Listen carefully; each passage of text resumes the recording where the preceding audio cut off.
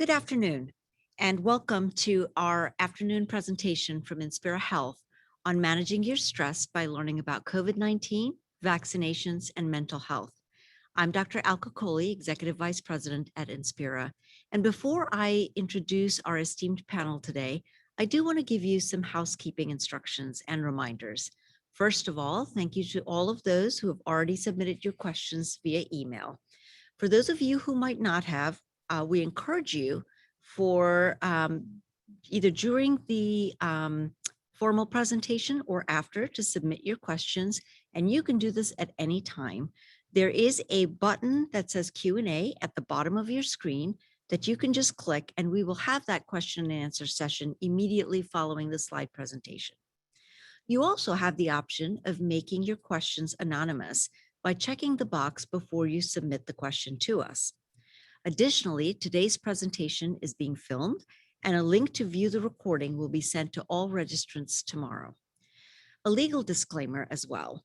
The following presentation, whilst with professionals and physicians, as well as other professionals, is not intended to be a substitute for professional medical advice, diagnoses, or treatment. Always seek the advice of your physician or other qualified health provider with any questions that you may have regarding your condition. And with that, I'm going to get ready to introduce to you our esteemed panel for the afternoon. First, we have Ms. Amy Mansu. She is President and CEO at Inspira. Next, we have Dr. Evelyn Balogun, who is Medical Director for Employee Health, Occupational Health, and our Urgent Care Services. After that, I'd like to introduce Dr. Ed Dix, who is our Director for Pharmacy. Last and certainly not least is Mr. Joe O'Brien, who is one of our social workers. With that, I'm going to turn this over to Ms. Amy Mansu to get us started. Thank you, Dr. Kohli. I want to talk a little bit about why we're here today and why we're providing this service to you. First is we want to talk about the methods and resources that are available to you to manage stress during this period of COVID. We know that this has put us all in just situations we never could have imagined. And it's important to for you to know where the resources are and any helpful hints that we have. Secondly, we want to make sure that we've answered some of the questions you may have about the virus itself and the available resources for treatment. And then lastly, provide information about the vaccine. And I know this is going to make everyone crazy, but also how to receive one, meaning tips that we have in reference to actually locating one. I also want to spend just a moment talking about the phases of disaster. And this virus is indeed just that. It is a disaster that has come on our world. Mostly the graph that is before you talks about what happens during a natural disaster, a hurricane, a flood, some of those things that we've seen happen throughout our lives. And what you see is a period of time where people are very excited during pre-disaster. You think about it a year ago, right? We were all trying to worry about where can I get sterilizer? How do I get toilet paper? How do I make sure I have enough paper towels? We still have paper towels left over from the craziness that we bought a year ago, and I'm sure we'll be using those up. But this is all part of the excitement of trying to just make sure you can do something in a virus that has taken over. But as we go through those steps, what you see is the impact hits. And then once you hit the impact, you say, okay, I'm going to start to climb out of it. And you see some excitement, right? You see what we saw last year, all of you coming and giving food to our healthcare workers who are on the front line, risking every single day. You came through with parades, and our staff really felt that sense of community and that sense of love and support from everyone. That's what they call the honeymoon period, where you really are just like, wow, I lived through the worst of it, and we're going to get through this together. And then this is what starts to happen, is that you start to realize the impact of what you've lost, the impact of what you've sacrificed. A period of disillusionment becomes present, right? You start to feel jealous of other people who are not in the situations you're in, or people who are homeschooling their children while their spouse is trying to work and trying to juggle all those things. You get angry at how other people are living and may not have to deal with those issues. And what we see is if we don't reach that point where we make resources available to you, you hit that bottom, what we call a trigger event.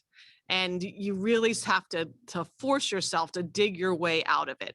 And what we are trying to do today is to make sure that we've given you those resources to help in easing that period of time. Now, some of you may be saying, Aim, look, we already had 2 phases of this already. Are you telling me I'm going to go through this over and over? The answer is yes.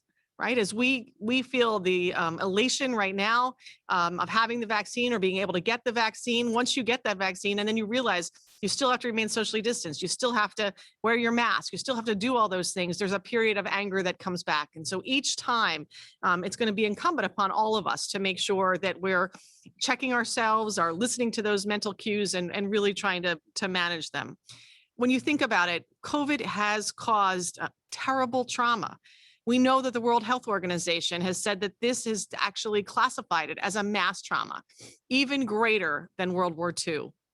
The mental health toll on all of us, whether you were on the front line with our dedicated healthcare workers or whether you were in your home managing the stress of making sure your kids are actually doing their homework and doing their schoolwork, it doesn't matter. It's impacted all of us, and the world is still very much in an acute phase of managing this. And Joe O'Brien is going to talk to us a little bit now about the traumatic experience that people feel. Joe?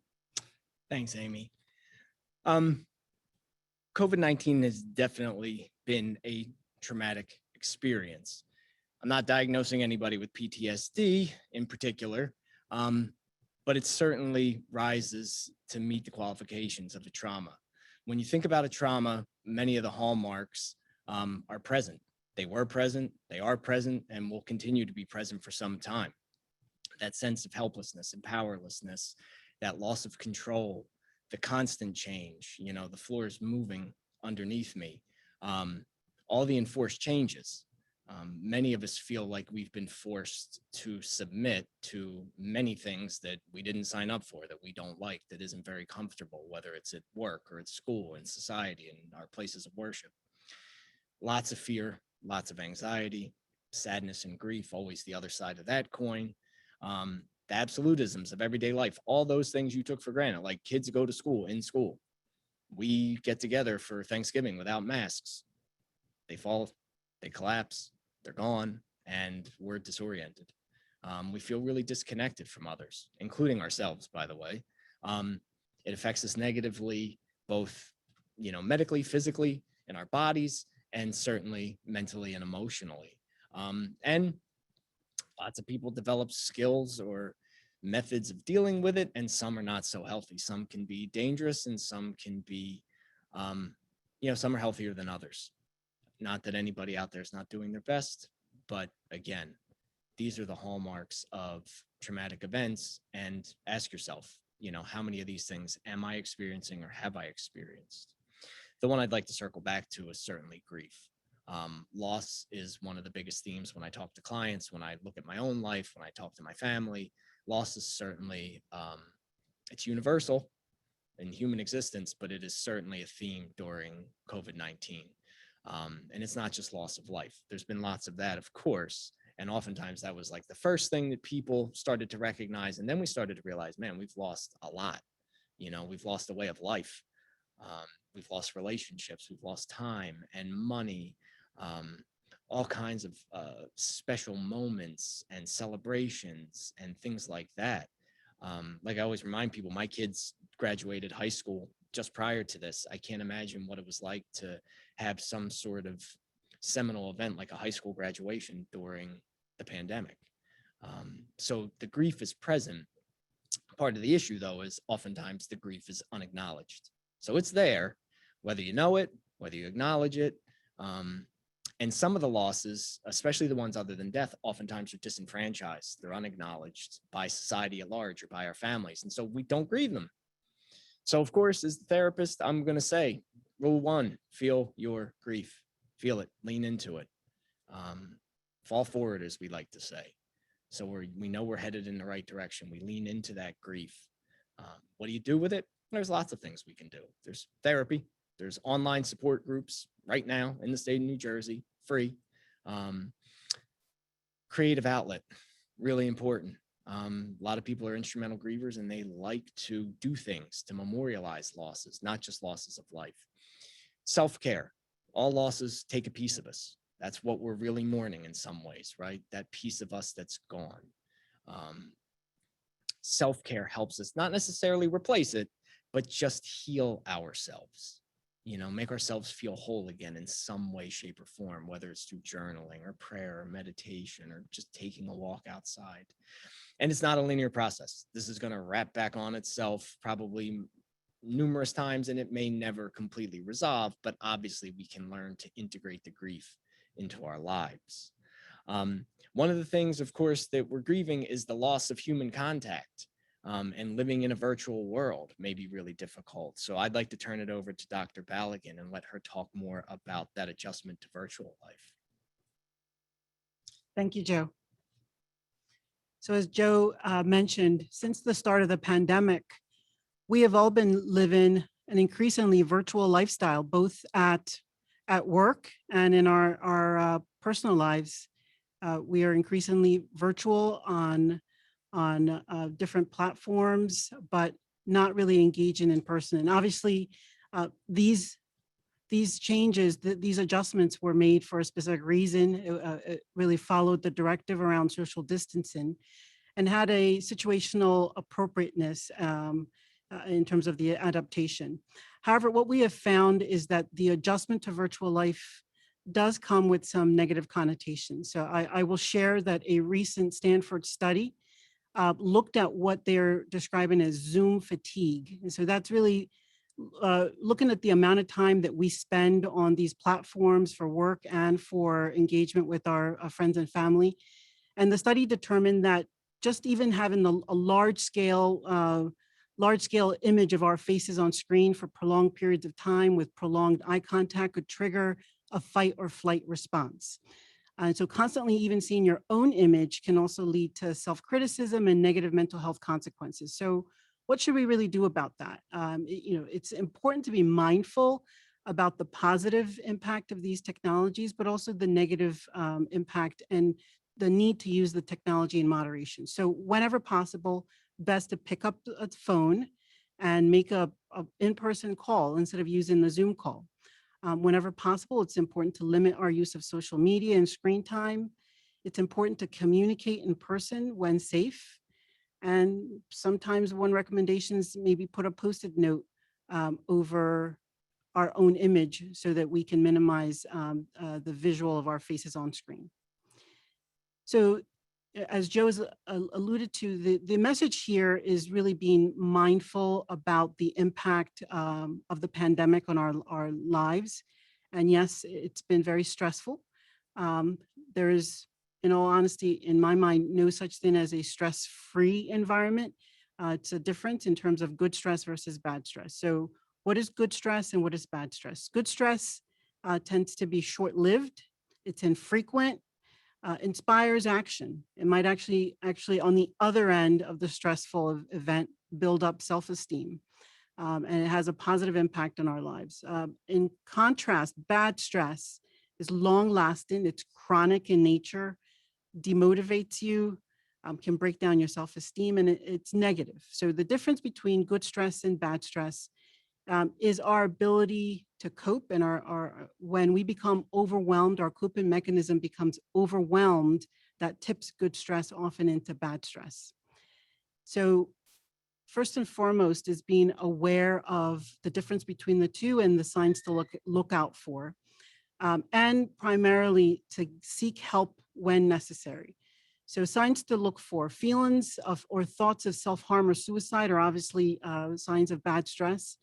Feeling depressed or anxious, whether you have an underlying history of anxiety or depression, or this is a new feeling, those are signs to be mindful of. Feeling withdrawn, either having inability to sleep or increased sleepiness, increased appetite, poor appetite, feeling isolated. And again, as Joe has mentioned, use of unhealthy coping mechanisms that could include alcohol, could include substance use. All these things really increase the use of risk-taking behavior and cause harm. So if any combination of these signs are evident, it's very important that we seek care and receive care for these conditions. With that, I will turn the presentation back to Joe. Thanks, Dr. Baligan. All right, what do we do about this? What's the emotional playbook have? Two-pronged approach. We're going to talk about resilience and a relational home. And again, I'm not going to take credit for relational home, that's borrowed. But this is usually the two-pronged approach I take in my own life, with my family, with clients. Resilience, simple, not easy, but simple. It's our capacity to rebound. It's our capacity to recover quickly, to be flexible, to be adaptable. It usually happens on the front end. Okay. Resilience is everything we do leading up to a crisis or a trauma. What determines it? Basically, how well we take care of ourselves, how connected we stay to other people. And of course, there are certain factors about resilience that are out of our control. And I think that that's really important to keep in mind. Oftentimes, we look at the toll a crisis or a trauma will take on us as a personal failure. We never see it that way. At least I don't. Personality, genetics, temperament, luck, life circumstances, things that we have zero control over, can definitely affect how resilient we are and how things affect us. So this is not just a personal failing. It's not a personal failing, period. Stress will find us sometimes, no matter how hard we try to insulate ourselves and how well we take care of ourselves. A relational home, that's your group. You know, that's the people that you go to help support you after a crisis or a trauma. This is the place where we take our trauma and take our crises to find support, to find attunement, to find validation. How many relationships we have makes a difference. How strong they are, how much time we put into them, how much work we do on the front end makes a difference. How diverse they are makes a difference. And of course, we can all have the greatest relationships, you know, that we can think of, but if we're not willing to ask for and accept the support, they're probably not going to do a whole heck of a lot of good, you know, post-crisis. Let's talk about resilience real quick. How do you bolster it? Well, you take care of yourself emotionally on the front end, day to day.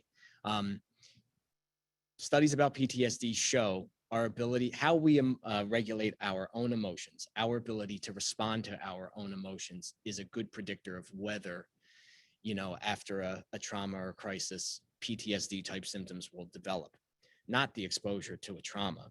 That's not the best predictor. Not everybody that's exposed to a trauma or a crisis is going to develop those types of symptoms.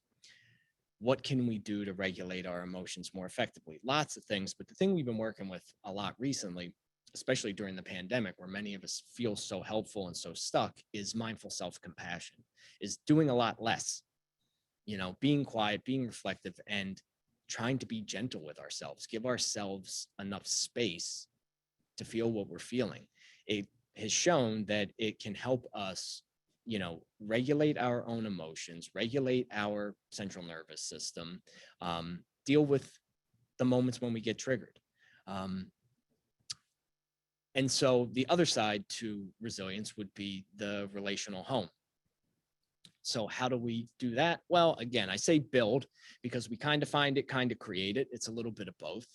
The relational home is going to be the place where we give voice, we make it speakable, we put it into words. Like I always like to say, there's only one story. Everybody's story I find is my story. We can all relate.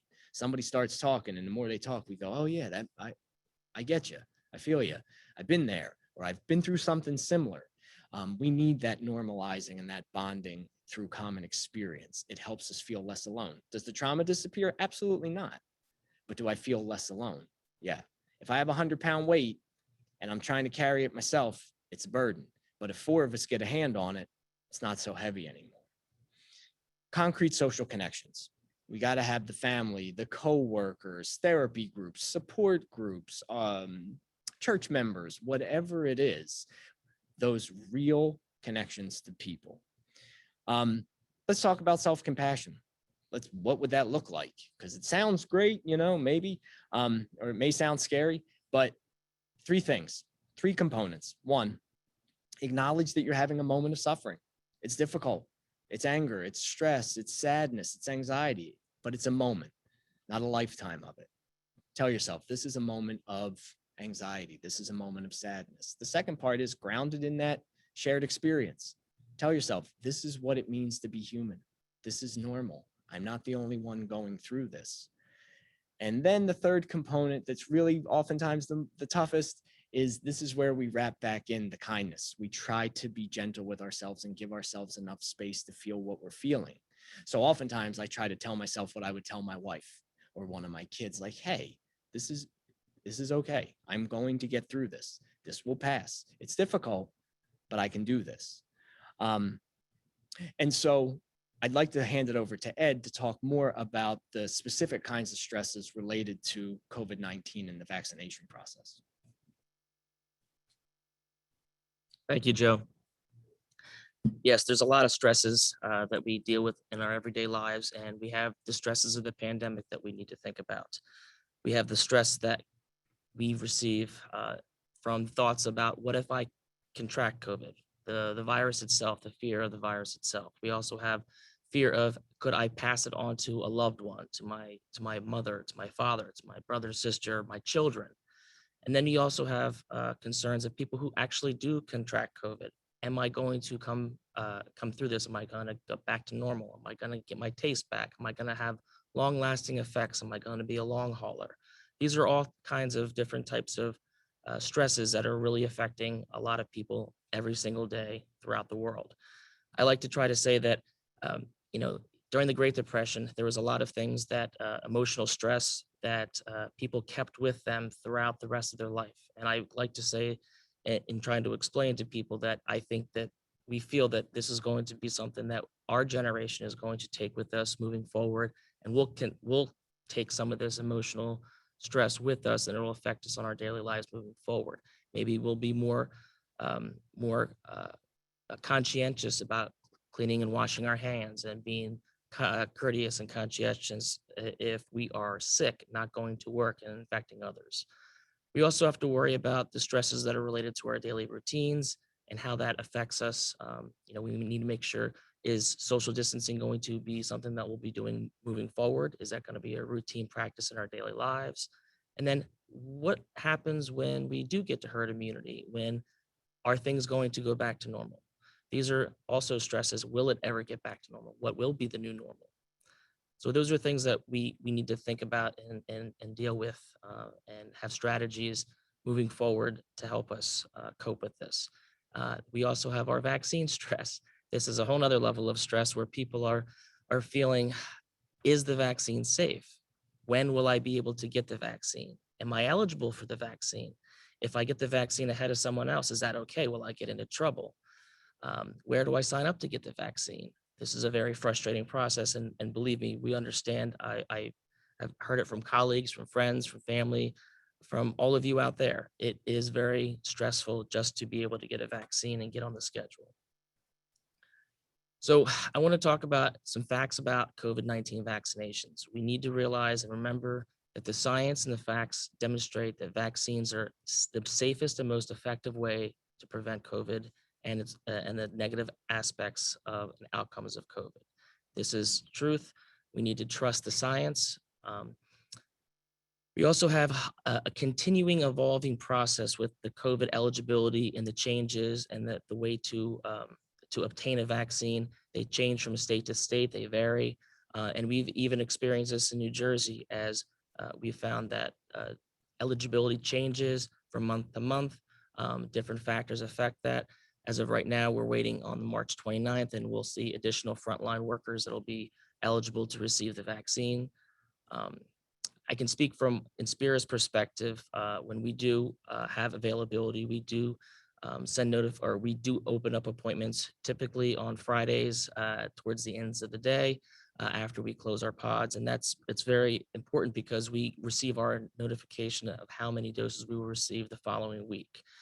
We also at times will open up our vaccine appointments throughout the week, in the evenings potentially, and that is from people who have canceled appointments. I would encourage in the meantime that everyone sign up everywhere possible. Go to the state NJVSS, the vaccine registry. You should also go to different local health departments and make sure that you sign up everywhere possible. And this is important. If you do get an appointment somewhere, it would be very helpful if you did cancel the appointments that you had made other places, so people could also take your place in those appointment slots. I would also like to address myths that we hear regarding the COVID vaccine.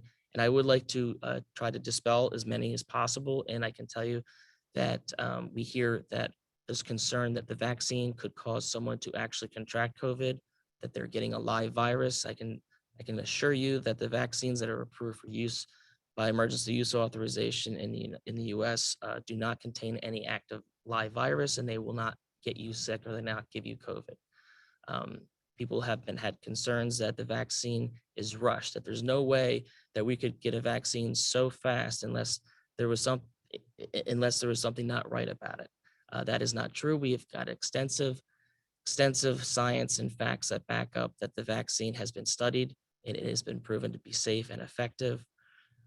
We've also heard of sterility on both sides, from causing sterility in males and also fertility issues in females, or affecting those who are trying to get pregnant.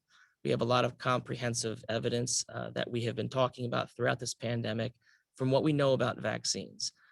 The vaccines, we've had tens to potentially hundreds of thousands of women so far since we started vaccinating in mid-December who have actually received the vaccine, and we have not heard or seen or observed any negative effects to the mother or to the fetus.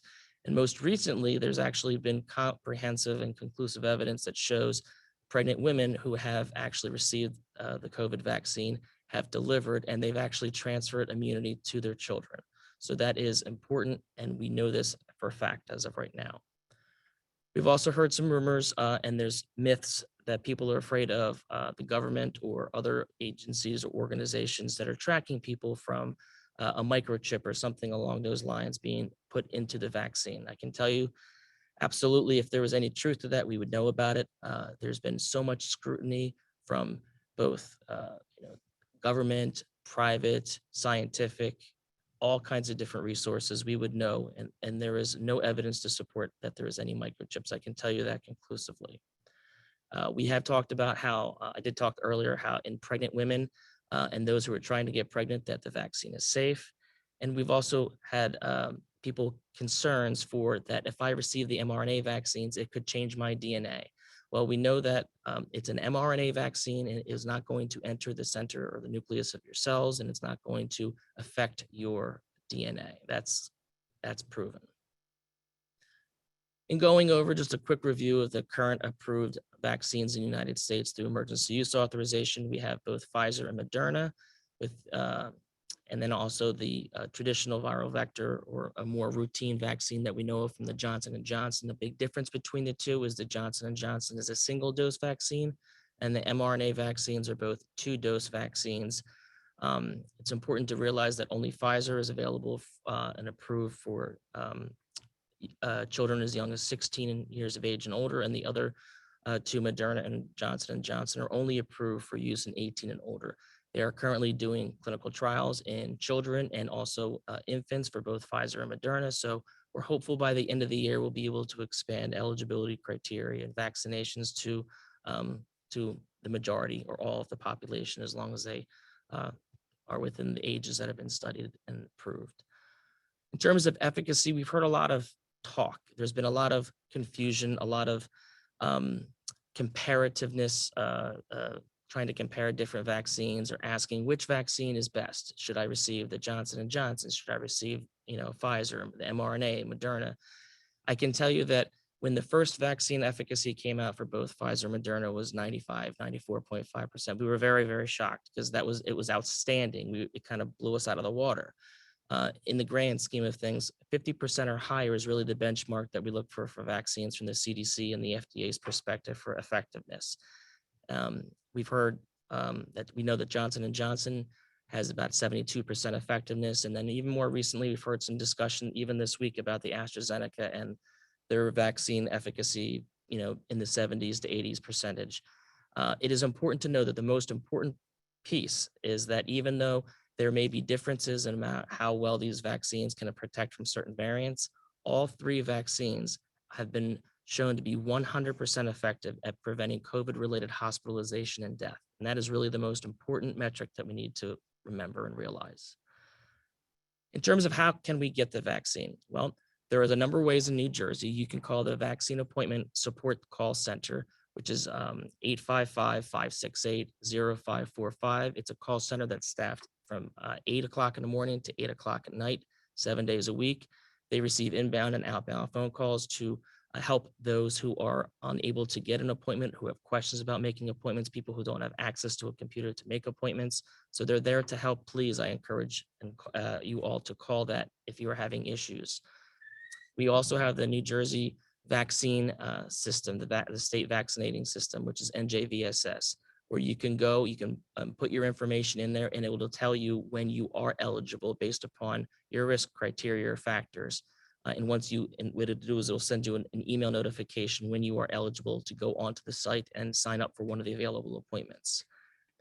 A lot of different pods and health systems have their own vaccination systems, so it's important to go to different local health departments and also places like our own independent pod, the inspirahealthnetwork.org/COVID vaccine. And it's also important, there are social media groups out there that can also help those who are struggling to be able to get vaccine. There are so-called vaccine angels. I can say that people have had a lot of success, and there's been a lot of stories out there where people are helping others get vaccine. So it's important you check all the boxes and get any appointment that you possibly can. And I wish and encourage you all good luck. And I'm going to turn this back over to Dr. Balogun. Thank you, Dr. Dix. So Dr. Dix has shared with us some very valuable information regarding the 3 vaccines that are currently available in the United States. I'd like to speak a little bit more about some of the decision-making that you or your family members may be going through in terms of deciding about the vaccine. So let me share some numbers that were published this week. So worldwide, we know that 500 million vaccine doses have been administered. In the US, that is 130 million vaccine doses have been administered. And that breaks down to 47 million Americans who are now fully vaccinated. If you remember from prior presentations or might have heard, the target to get to herd immunity is 70 to 80%. So we are currently at anywhere from 14 to 15% of the US population has been vaccinated. What this tells us is we have experience that we can draw upon to really speak to those that are still making decisions around vaccines. Of the millions that have been vaccinated, we know that 80 to 89% reported at least one local symptom. That's usually pain or redness at the injection site. We know that these symptoms are not unusual or dangerous. It just means that the vaccine is working with your immune system.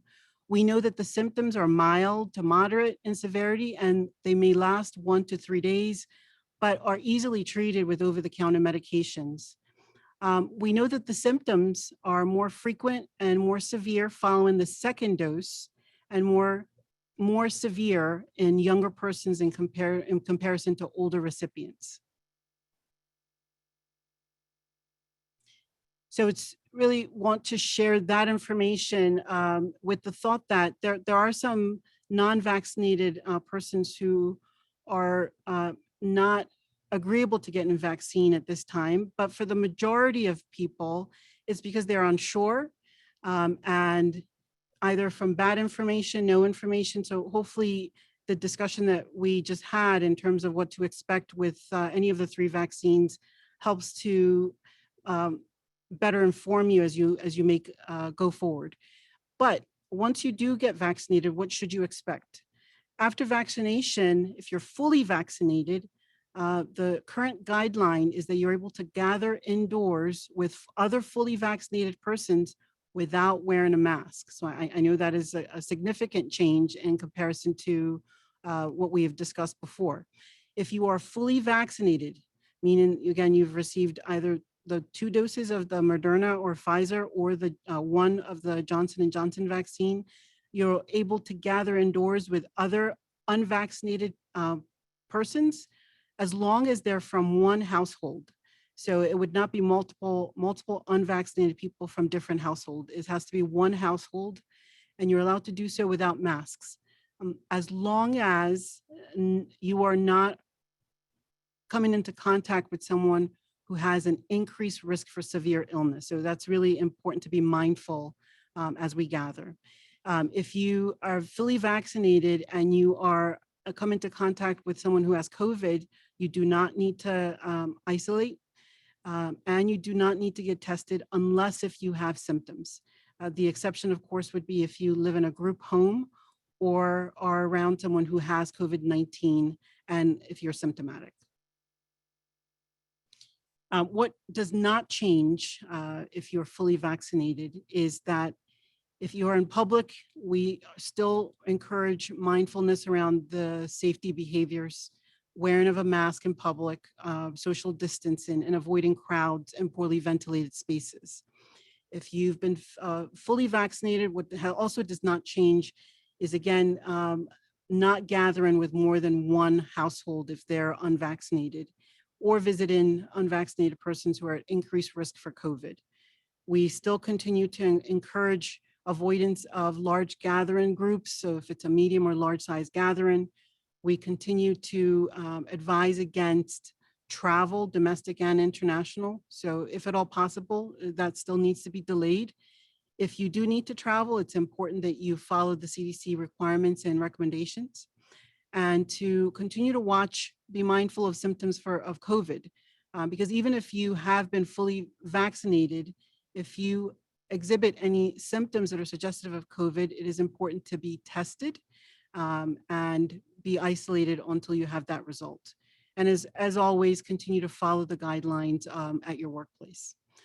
With that, we'll turn the presentation to Amy.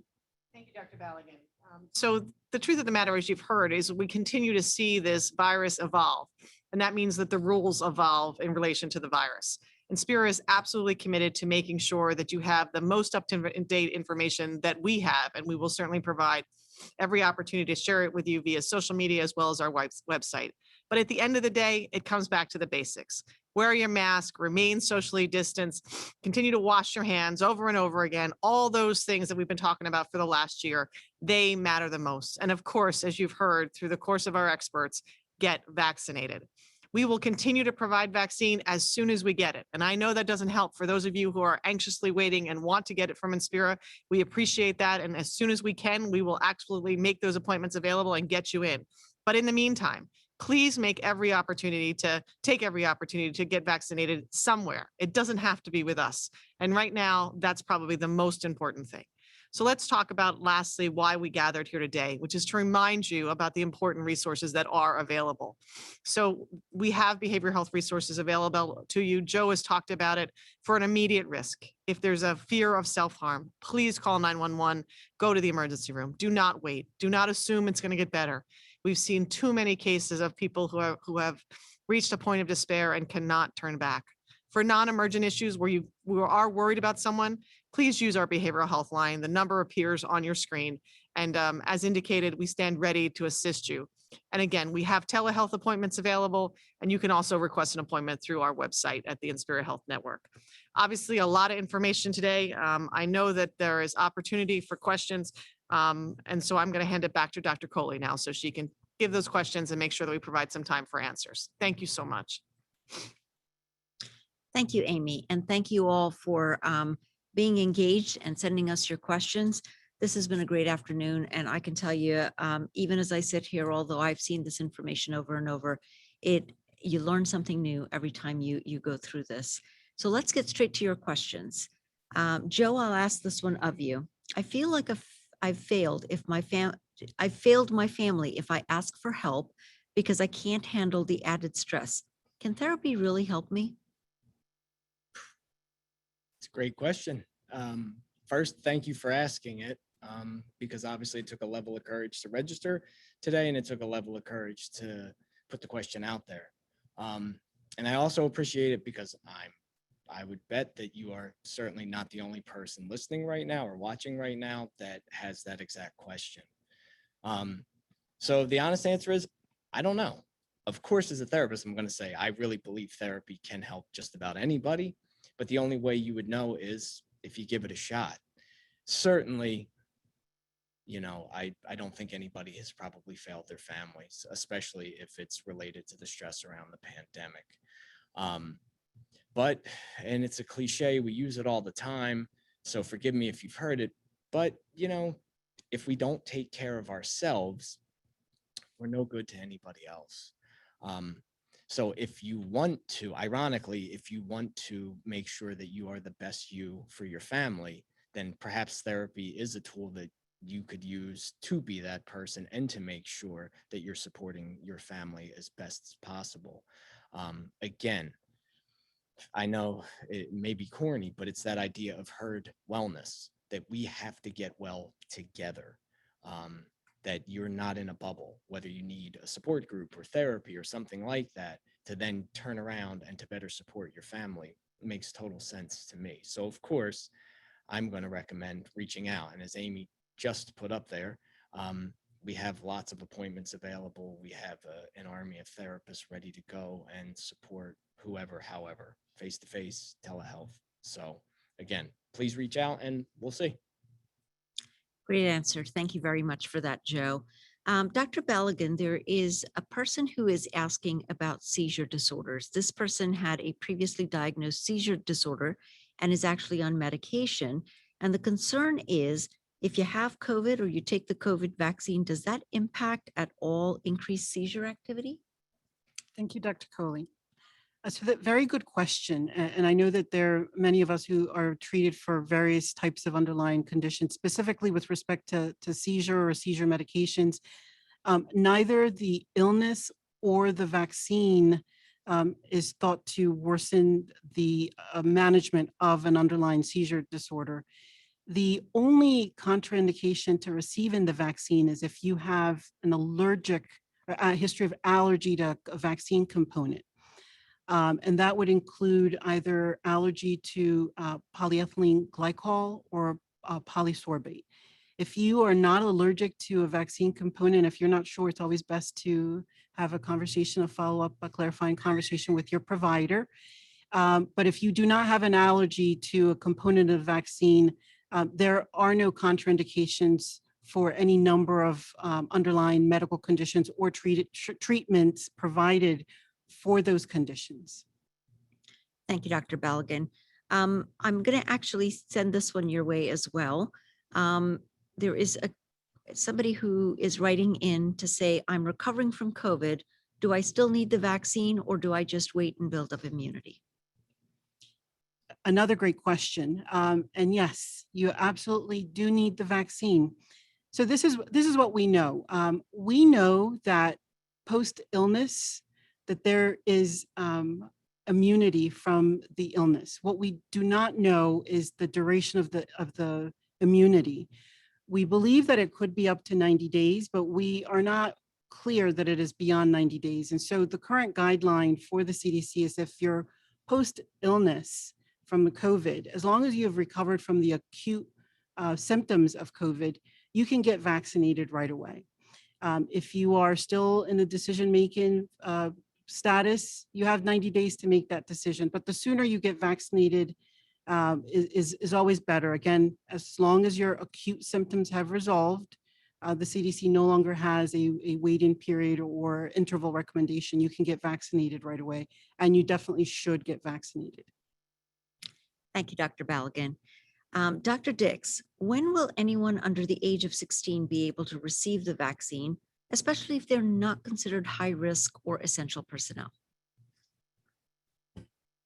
Thank you. That is a very good question. We've received that question frequently, especially from families and children that would like to go back to school, and they feel that that is the only way that they can get to that path.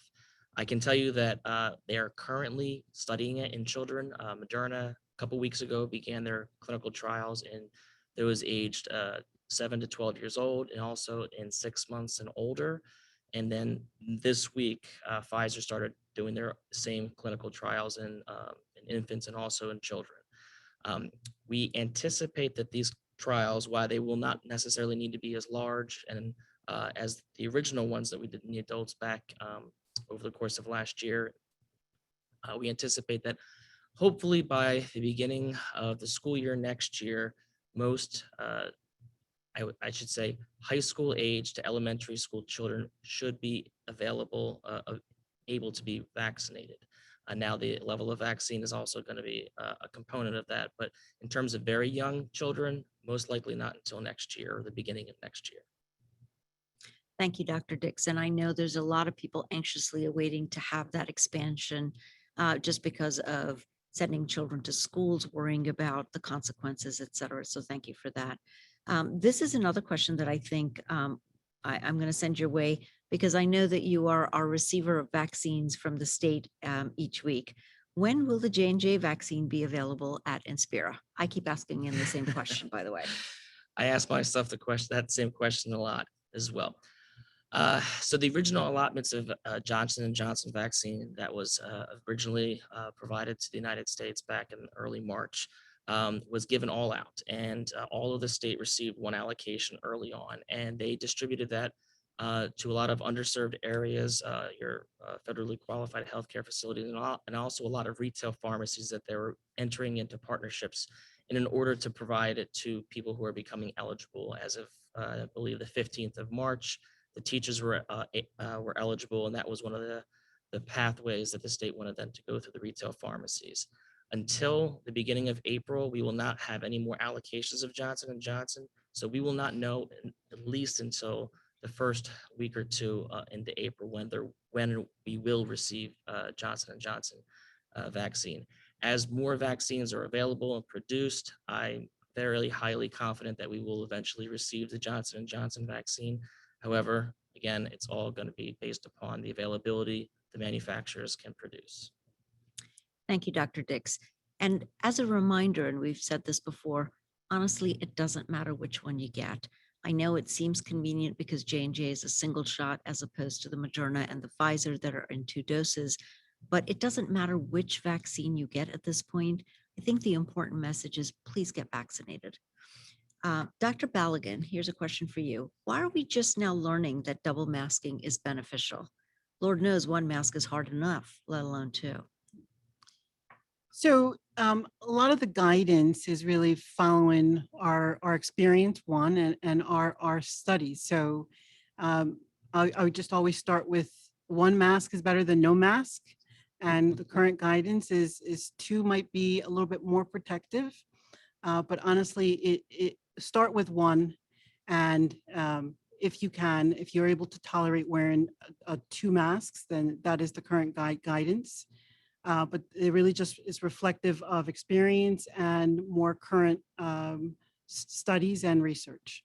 Yeah, and I would imagine too, as we've all worn masks, we all know those little pokey holes on the side, and perhaps having that second mask on kind of covers all of that too. So I agree with Dr. Balogun. Look, no mask is not what you want to do. 1 mask is great, and if you do 2, that's even better. Good answer, Dr. Balogun. Here's another one for you. Please explain how a vaccinated person can still be a carrier of the virus. You talked about, what you can do when you're vaccinated, who you can be around, but I think that's a good question. How does someone who's vaccinated still be a potential carrier of this virus if I'm protected already? Sure. So I would stress here is just to remember, no vaccine, none of the 3 COVID vaccines, and no vaccine for any other condition is 100% protective. And so if you look at that, there is always a risk of being exposed and becoming a carrier of the vaccine. I think the specific question that we tend to get is not just the 5% risk with the Pfizer and Moderna vaccine of acquiring the illness, but also being an asymptomatic carrier. And that's probably the area that we know the least about. There's currently a large-scale study by Mayo Clinic that is looking at this. The preliminary data is promising. The preliminary data would suggest that even for asymptomatic carriers, if you're vaccinated, that the vaccine tremendously minimizes the chance of asymptomatic transmission. The current guidance, though, really does, again, need to follow the conclusion of the study. The study's not yet concluded or published. And so I think that there is certainly a possibility that some of the guidance could change in the future. And that if it does, that we might find that our guidance around mask wearing for vaccinated and our thoughts in terms of being a carrier post-vaccine might change. But we really do need to allow for the time for the study to be concluded and published, and the guidance to follow the findings from the study. Thank you, Dr. Balagan. Dr. Dix, 6-foot social distancing is what we've all been hearing about. So how is it okay that now a 3-foot distance is recommended and acceptable in the schools? I think that's a great question because I know if you're anything like me, I've been following these myself and it feels like guidance keeps changing. So what, first it was 6, now it's 3. Help us with that. So from a perspective of social distancing, is acceptable. The studies have shown that 6 feet is the most effective. A lot of us have seen those studies that shows when somebody sneezes or they're breathing heavily, how far those particles can go. When it comes down to an environment where you are not vigorously walking or using a lot of your body parts or breathing in and out heavily, if you are at rest and you are seated at a desk, which is where they're really going with this 3 feet at a desk, it's from the childhood perspective. Children are a lower risk for developing, contracting COVID, as well as having less severe symptoms. But it really comes down to if you are not expending a lot of energy or a lot of breathing, labored breathing, that you're not going to be excessively spreading any potential virus or contaminants outside of a 3-foot area. So they've done a lot of the CDC has done some information and some studies on this, and the information and studies that they have shown has concluded that 3 feet is adequate in that environment. Thank you. That does help. And we also know that from the very get-go, when we were doing 6 feet, there were places in Europe like France where it was, I think it was 4.5 feet or something like that. So I think that does help provide clarity. Joe, I'm going to ask this question of you.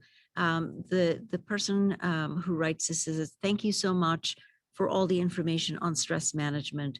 I am concerned about watching my children for signs of stress. Could you provide some pointers when it comes to that?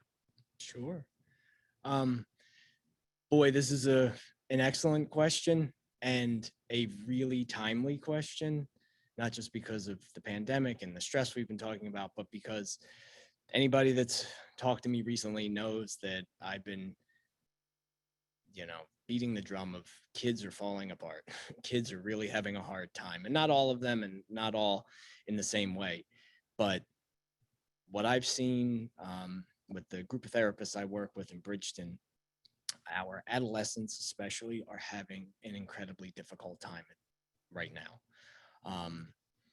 There's lots of speculation as to, what's causing this. Of course, most of it is pandemic related. And as Dr. Balagan had talked about, like the Zoom fatigue and things like that, spending your whole life talking to your friends, schooling, all of that, your therapy sessions via, some sort of digital platform, we think is really exhausting them and really making it difficult for them to relate to themselves and other people. The acuity of self-harm and of the suicide attempts that we've seen with teens is significantly higher. So I would certainly, tell parents or advise parents to watch for greater isolation. I know kids in some ways may be isolated, and we may have thought that that was normal for a minute, like, oh, well, they're just in their bedroom doing their online schooling, so that's appropriate. Sure. But now we're seeing kids, it's kind of wrapping back on itself where they're completely isolated. They're not having a lot of face-to-face contact with family or with a safe friend or anybody that they can see face-to-face. And they're spending more and more time in their rooms alone. That could be a sign. Maybe not, but it's definitely something to watch for, especially if it's increasing at this point. Second thing too is, of course, all the same signs and symptoms we talked about during the presentation apply to kids and to adolescents as well. But definitely changes in mood, changes in sleep, changes in appetite, anything like that. Definitely, I would also caution people to look out for the self-harm. Not that you need to give your kids a body inspection every night, but just keep an eye out for any kind of marks or things that seem out of the ordinary, because again, that seems to be on the rise right now as well. So I would keep an eye out for that. Excellent advice, Joe. And as we are reaching the top of the hour, I want to thank you again for joining us. Please remember that we will send you this link, which of course you can share with others. We appreciate you tuning in. And with that, I'm going to wish you a great weekend and turn it over to Amy Mansu for closing statements. Thank you. Thank you, Dr. Coley. Inspira is very proud to continue to offer these opportunities for you to have your questions answered directly, to have access to our experts.